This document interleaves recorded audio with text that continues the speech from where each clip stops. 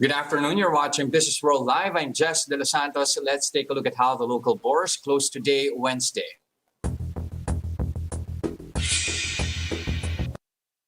All right, trading today went on a tear, pushing shares to a three-month high. Despite underwhelming recovery in trade figures, the index still managed to rise 1.4% to 6,902.54, its highest level yet since March 4th, when shares were at the 6,800 level. Offshore funds also on a streak here as foreign investors continue to buy local stocks for a second day at 1.1 billion pesos. Jonathan Ravelas of BDO said optimism running high that the reversal of fund flows might not be short-lived as previously thought. This even trade figures missed estimates.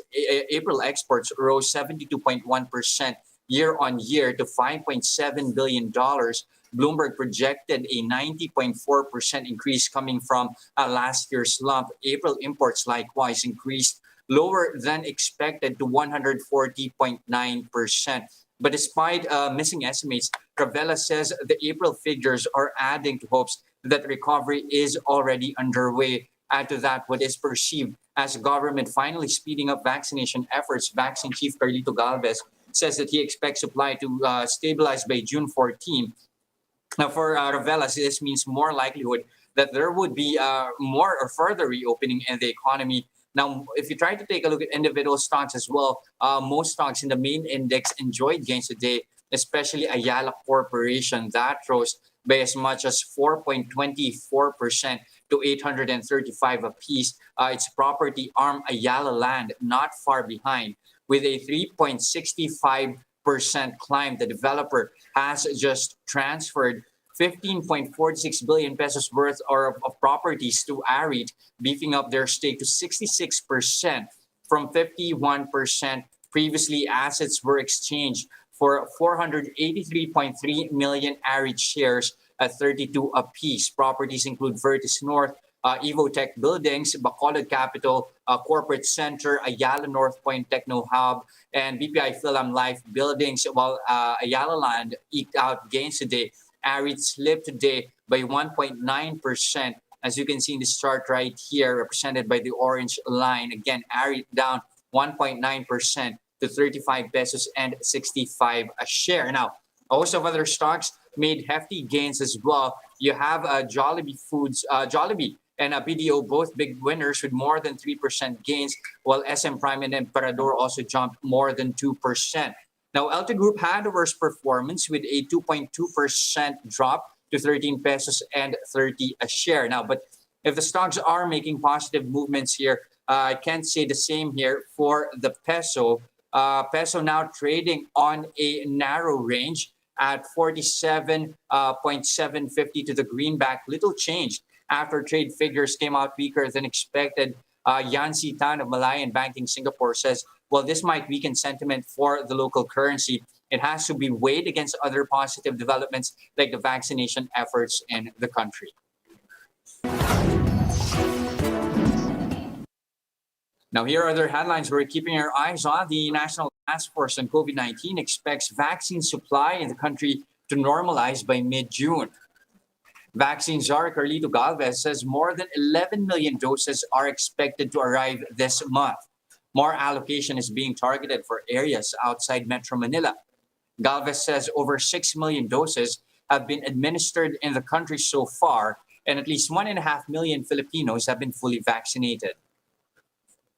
The National Task Force is looking to finish vaccinating over 32 million Filipinos under the A4 priority group by September.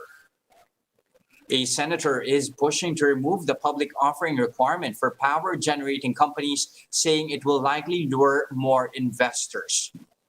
Senate Energy Committee Chairman Win Gatchalian referred to the provision under the EPIRA law, which requires generating firms to get publicly listed.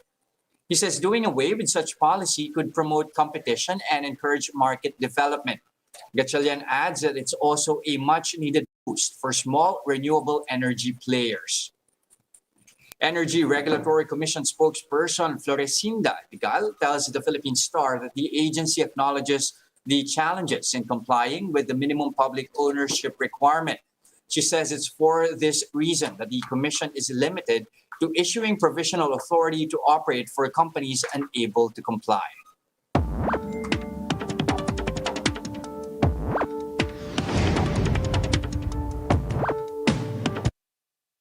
All right, let's circle back to our top story. Despite missing estimates, April export and import data still managed to accelerate at its quickest pace in over a decade. Is this a sign of good things to come? Let's find out from Pamantasan ng Lungsod ng Maynila President and economist, Professor Emmanuel Leyco. Good afternoon, Prof. Leyco. Good afternoon, Jes. Thank Okay. you for having me back. So we're coming off from a low base in 2020 when lockdown was at its strictest. So a rise was more or less expected. Question is, by your assessment, was the pace fast enough? Well, I don't think so. I think we really need to do a lot more. When we talk about these statistics, especially when on a recovery mode, I think we really have to show a lot more this time. Otherwise, we can only expect a little bit of what's going to happen, which is not enough. We need to recover. We need to bring our economy back to at least the levels before the pandemic, before we can even start talking about growth. Do you think, Prof. Leyco, had it not been for the reimposition of lockdowns back in March and carrying on until April, then we could have at least expected better trade figures for the month of April? Well, traditionally, we haven't been doing well with our trade. No, in the first place, even before the pandemic, we were always on a trade deficit, and it was always a drag. We import more than we export, and compared to our neighbors, our trade contribution to our GDP is the lowest. Our neighbors in the region, their trade exceeds 2 digits, 10% for Singapore, Malaysia. No, but the Philippines, we are content with getting about 2%, which is not exactly a good showing for a country, especially in this region. I hope that we can do more. I hope that we can find our competitive advantage where we can be the winner rather than the net loser in our trade relations. Given that, Prof. Leyco, well, where then do you think, in which particular sector or service should the Philippines rely on so that at least we can have an improved output when it comes to trade? I think information technology is where we can explore our competitive advantage. We have a lot of Filipinos working in the Silicon Valley. We have our own applications developers. We have, I think, a lot we can explore further when it comes to IT. And this is probably one of those areas, industries, when we can do not just a small step, small increments, but we can leapfrog our position in this area.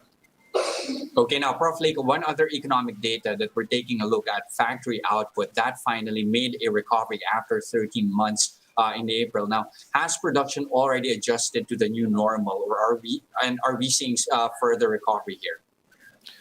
I think we can still expect more recovery. Our labor force is not yet fully mobilized. We haven't really brought our factories, we haven't really brought our machineries back to where they were before. So this is something that I hope we can do more. When we are in full throttle, we will be able to see better performance.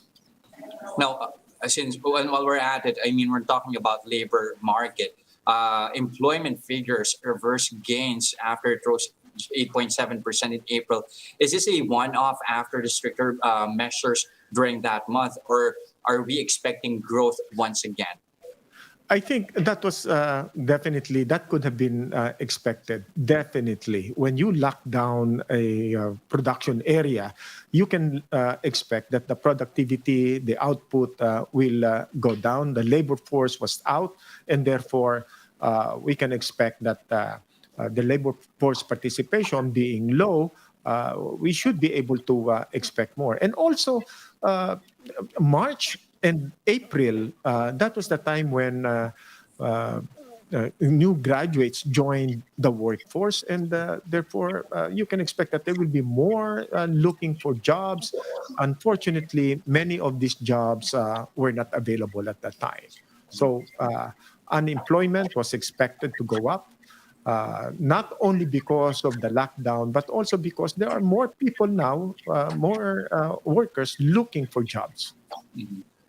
Now, Prof. Leyco, of course, one other concern here is that while cases in Metro Manila are on a downtrend, in a way also leading to more businesses opening up, you have a different concern down south in Davao City, wherein cases are surging and wherein there's a stricter imposition of lockdowns. How might that affect the labor market as well? Well, particularly in that area, that will definitely be affected. However, it is contribution to the overall business. I don't think it is much. No? For example, they have BPOs in Davao also that closed. But in terms of BPO activities, I think more of the BPO concentrations are here in Metro Manila, in the National Capital Region. So while it is disturbing that cases in Davao are going up, we have to address that. But then, in terms of the economic activities, the lockdown there will not have as much impact as it would if the lockdown happened here in the National Capital Region. Okay, and then of course, much of the recovery hinges on vaccine rollout, and this time around, you have the National Task Force quite optimistic that supply will normalize by June 14 to be exact. How are you seeing things now when it comes to the pace of vaccination? Is it already at a satisfactory level for you? Oh, definitely not. It's very low, very slow. And my concern is when the supplies come in, I hope our LGUs are already up to par when it comes to the rollout. Right now, there are announcements that the A-Force or the general workforce can now go and get vaccinated. Unfortunately, I am not sure if the supply of vaccines would be commensurate to the demand that is already out there. And that might even create more frustration. So while we make these pronouncements that the vaccines are coming and we're opening up to more people who may qualify for the vaccines, let's just ensure that the supply is sufficient and the rollout mechanism will be effective. And again, this is the time I think where the private sector can come in. The private sector has been pretty much out of the loop when it comes to the rollout. It's been mostly the LGUs, which is okay. But I think given the pandemic, given the scale of what we need to do right now, I think all hands should be on deck, including that of the private sector. Now, do I take it to mean as well, Professor Leyco, that when it comes to growth, you're not expecting much the targets will be hit? Well, I hope the targets will be hit, but even the World Bank is also shaving its forecast, its projections, and I think that is an indication that the Philippine economic management needs to have something more. And I think the Philippines will have to show an economic recovery strategy. How are we going to recover? How are we going to bring the activities back? And I think we also need to be very, very clear. How are we going to bring everybody back, and what would be our timeline, and what would be the specific participation, what specific roles different sectors of our society, different sectors, different players in the economy would play. Because right now, it has become mostly a spectator's game. I don't see the private sector coming in a big way. I haven't seen the private sector being asked and being pulled into this recovery effort. I think we have to make this a public-private sector. The government should be there, but the private sector as well should be very strongly represented, leading the sector in this recovery.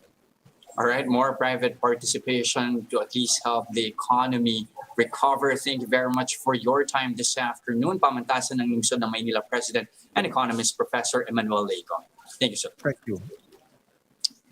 And those are the biggest stories this trading day, June 9, 2021. Catch Businessworld live again tomorrow at 9:30 a.m. for the market open and 3:15 p.m. for the market close. I'm Jes Delos Santos. We are One News. Mask on, wash hands, and stay safe, Philippines.